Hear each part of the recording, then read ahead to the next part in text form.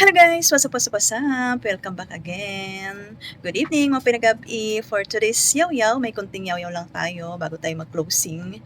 Kasi nga, may nag-PM sa akin naka-super. Sabi niya, hindi na talaga tulad ng dati. Yes, totoo naman yun. Ngayon, mahirap na talaga magpaikot ng puhunan dito sa tindahan. Hindi tulad ng dati na malakas talaga. Mga 2 years ago, 3 years ago na talagang ramdam natin yung lakas. Ngayon, ibang-iba na talaga. Sino nakaka-relate? Kayo din ba? So ako, tinanggap ko na yung ng buong-buo na talagang hindi na tulad ng dati. 'Di ba sabi ko nga dati, sabi ko, "Hindi na tulad ng dati." Gano'n. Ngayong taon na ito, parang last year tsaka ngayon, parang talagang ang hirap talaga magpaikot ng puhunan.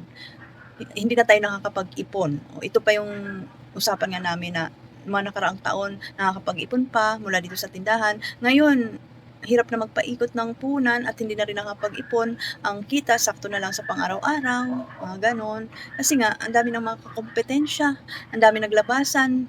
Number 1 diyan, si Dali. Nadali na nga tayo ni Dali at tapos na ako do'n, tinanggap ko na 'yon. Friend na nga kami ngayon ni Dali, oo. Lagi na akong pumupunta kay Dali ngayon.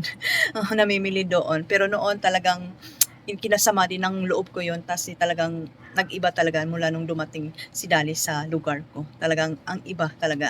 Sabi sa inyo, kung noon benta ko lakas, ngayon kalahati na lang talaga dahil andiyan si Dali, si Alphamart, si 7-Eleven, ang dami talagang kakompetensya at syempre ang hirap na rin ng buhay ngayon. Yung iba talaga nagtitipid din. Pero sa totoo lang talaga, ang hirap na talaga magpaikot ng puhunan. Sinasabi ko sa iyo ito sa totoo lang 'no.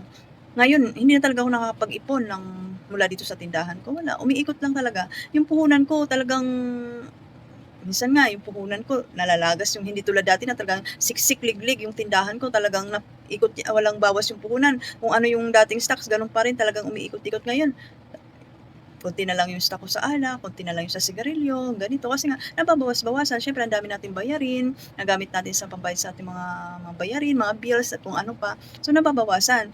Minsan nagme-maintain na lang tayo kung ano yung pinaka-fast moving na items, yun na lang talaga ini-stay natin. Kung dati ako talagang may stocks pa ako hanggang sa loob, pero ngayon nandito na lang sa tindahan, umiikot na lang at hindi na rin ako nag-i-stocks kasi ayoko, wala na akong extra pang budget pang stocks kasi pinapaikot ko yung puhunan ko.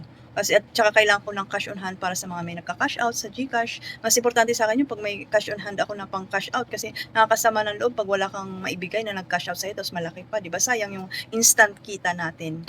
So gano'n na nga ang kalakaran ngayon. Ewan ko lang sa iba, sa iba siguro malakas pa rin sa kanila, pero siguro sa karamihan talagang hindi na talaga tulad ng dati.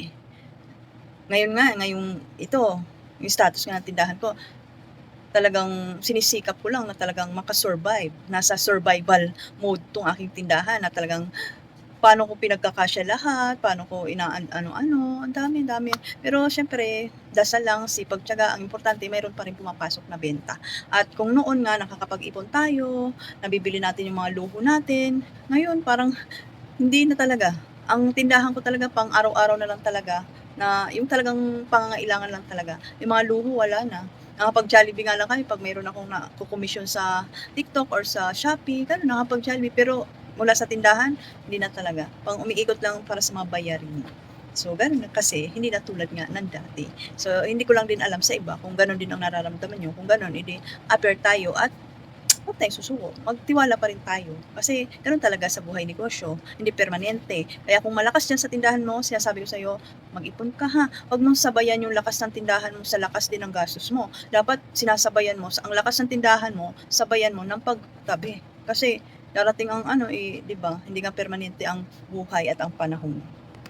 Kaya nga ako din, naghihintay din ng baka may ibang opportunity na dumating, ga-grab natin 'yon. Pero for now, stay muna tayo dito sa ating tindahan kasi ito yung nag-aano sa atin, nagbubuhay sa atin sa ngayon, eh. Hindi natin 'to puwedeng bitawan kasi dito tayo kumikita, dito tayo nasu-survive yung mga bills natin, yung buhay natin, nakakain tayo at ano, siyempre tipid-tipid lang talaga sa mga gastos, sa luho, may extra gano'n, pero siyempre mas priority pa rin natin yung ating araw-araw na gastusin.